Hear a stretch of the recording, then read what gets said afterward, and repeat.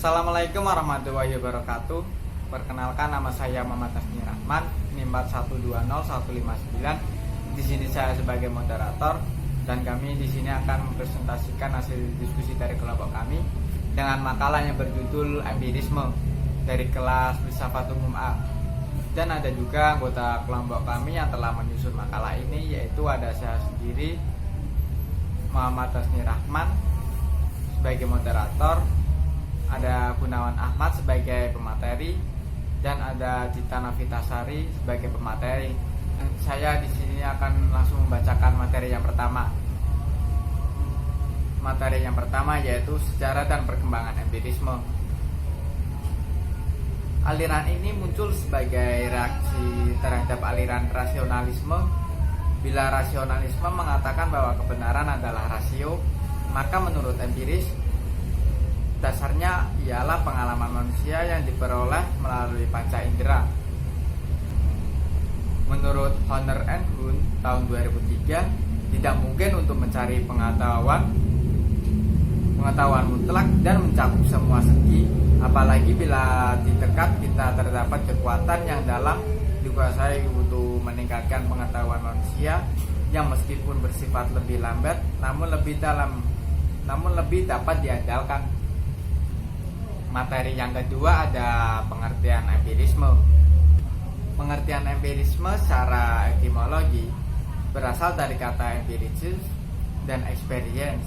Kata ini berakar dari kata Yunani yaitu experia dan experientia yang berarti berpengalaman.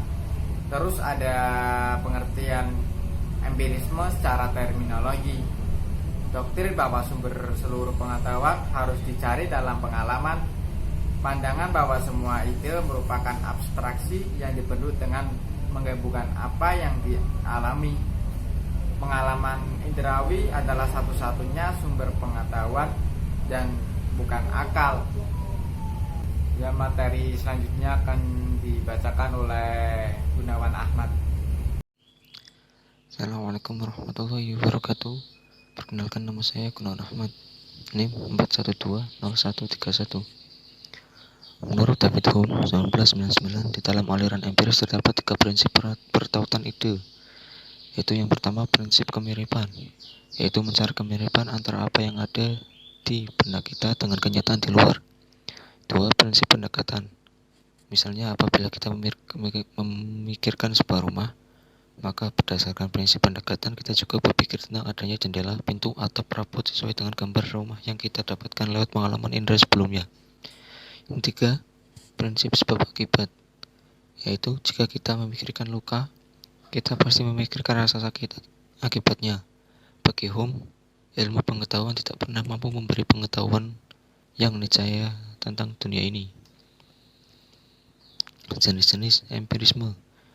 Yang pertama, empiriokritisme, disebut juga marxisme.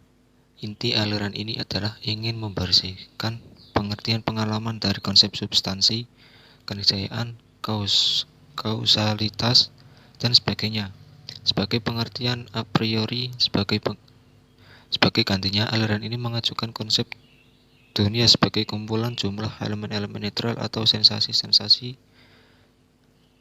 pencerapan. Yang kedua, empirisme logis. Empirisme logis berpegang pada pandangan-pandangan berikut. Yang pertama, ada batas-batas bagi empirisme.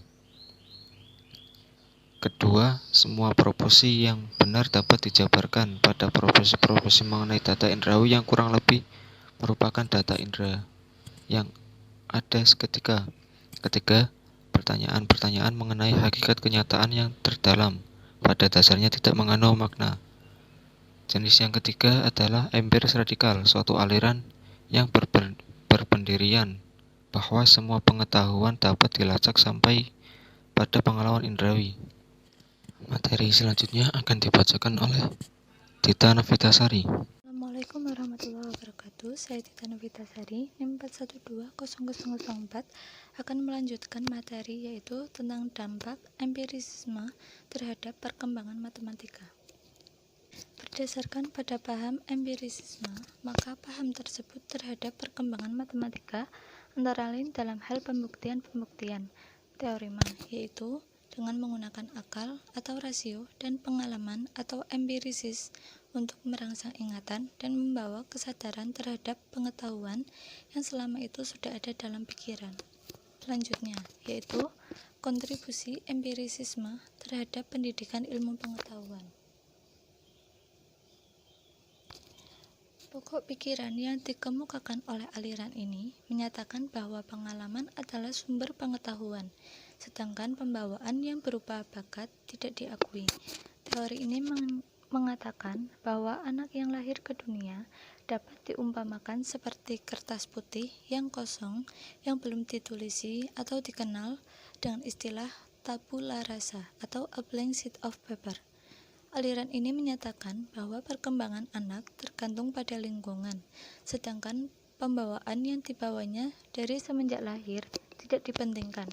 Menurut teori ini, pendidik memegang peranan yang sangat penting, sebab pendidik menyediakan lingkungan yang sangat ideal kepada anak-anak, dan anak akan menerima pendidikan sebagai pengalaman.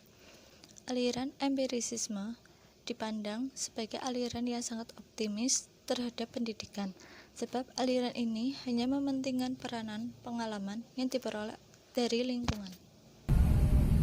Sekian presentasi yang dapat kami sampaikan. Kurang lebihnya mohon maaf. Terima kasih. Wassalamualaikum warahmatullahi wabarakatuh.